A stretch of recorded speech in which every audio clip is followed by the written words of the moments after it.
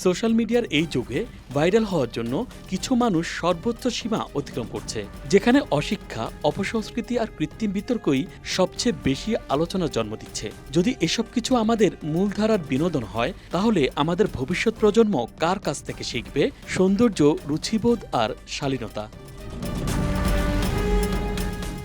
এবার আমরা আলোচনা করব সামাজিক যোগাযোগ মাধ্যমে ভাইরাল হওয়া বাংলাদেশের ৩ জন content creator Laila, Prince Mamun ও হিরো আলম এবং তাদের কার্যকলাপ সমাজে কি প্রভাব ফেলছে। এই ৩ জন ভাইরাল কন্টেন্ট ক্রিয়েটর আমাদের সমাজে কি বার্তা দিচ্ছেন? আমরা কি এই ধরনের কন্টেন্টকে উৎসাহিত করব, নাকি সচেতন হয়ে সঠিক দিক নির্দেশনা দিব? শুরুতেই আলোচনা করা যাক হিরো আলমকে নিয়ে। এটা কি কল্পনা করা যায়? আপনি যদি গুগলে হিরো অফ বাংলাদেশ লিখে খোঁজ করেন, তাহলে হিরো আলমের ছবি ভেসে ওঠে। এটাই কি আমাদের দেশের পরিচয়, যেখানে আমাদের মুক্তিযোদ্ধা, খেলোয়াড়, বিজ্ঞানী, সংস্কৃতি গর্বিত সন্তানরা আছেন, সেখানে এই মানুষটির ছবি উঠছে নায়ক হিসেবে? এবার প্রশ্ন হলো, এটা কি শুধুই গুগলের সমস্যা, নাকি আমাদের সমাজই এখন ভাইরালকে সত্যি বানিয়ে ফেলছে? বগুড়ার ডিশ ব্যবসায়ী আশরাফুল আলম নিজেকে হিরো ভাবতে শুরু করেন বাংলা সিনেমা দেখে। নগদ কিছু পয়সা হাতে আসলে প্রথমে নিম্নমানের নিজের কিছু ভিডিও কন্টেন্ট বানিয়ে সেগুলো ডিশ লাইনে চালাতে থাকেন। একসময় নিজেই বানানো শুরু করেন সিনেমা। একটা ক্যামেরা ভাড়া করে নিজের চিত্রনাট্যে নিজে হয়ে যান হিরো। আর এভাবেই আশরাফুল থেকে বনে যান হিরো আলম। এরপর হিরো আলম নিজেকেই আবিষ্কার করেন রাজনীতির মাঠে। সংসদ সদস্য হওয়ার জন্য নিজ এলাকা বগুড়া ৪ ও ৬ এবং ঢাকা ১৭ থেকে নির্বাচনে অংশ নেন তিনি। একটাই দাবি, আমার এমপি পদ ফিরে দাও হোক। হিরো আলমের এই দাবি কতটা বাস্তবসম্মত?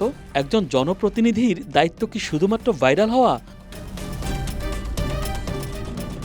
নাট্য ব্যক্তিত্ব মামুনুর রশিদ হিরো আলমের এই কর্মকাণ্ড এবং তাকে নিয়ে মিডিয়ার নাচানাচি দেখে একবার বলেছিলেন, আমরা একটা রুচির দুর্ভিক্ষের মধ্যে পড়ে গেছি।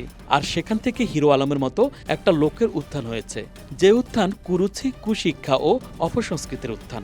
এই উত্থান কিভাবে রোধ করা যাবে? এটা যেমন রাজনৈতিক সমস্যা, তেমনি আমাদের সাংস্কৃতিক সমস্যাও।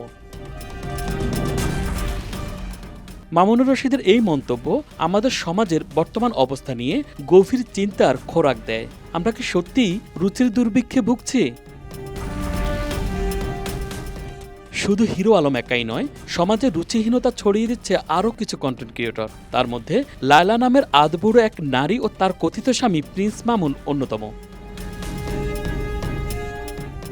লায়লা ও মামুনের এই ভিডিওগুলোতে যে ভাষা ও আচরণ দেখা যায়, তা আমাদের সামাজিক মূল্যবোধের সঙ্গে সাংঘর্ষিক। তারা কি শুধুমাত্র ভাইরাল হওয়ার জন্য এই ধরনের কন্টেন্ট তৈরি করছেন?